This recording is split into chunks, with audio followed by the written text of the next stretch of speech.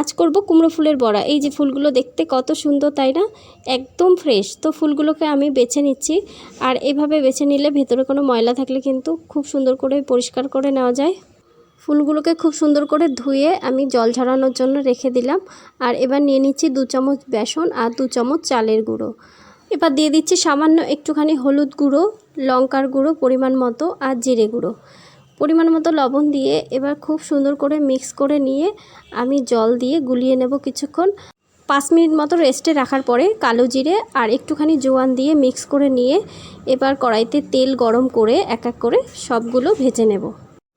গ্যাসের ফ্লেমটা এখানে আমি মিডিয়ামে রেখেছি, তাহলে কিন্তু কুমড়োর ফুলে তেলও কম টানে আর ক্রিস্পিও হয়, ভীষণ সুন্দর খেতে, বেশ ভালো লাগে ডালের সঙ্গে। ব্যাস 5 মিনিটের মধ্যেই রেডি হয়ে গেল কুমড়ো ফুলের বড়া। আর এটা কিন্তু ভীষণ ক্রিস্পি আর টেস্টিও তো বটে। তো আপনারা ডালের সঙ্গে খান বা এমনি খান।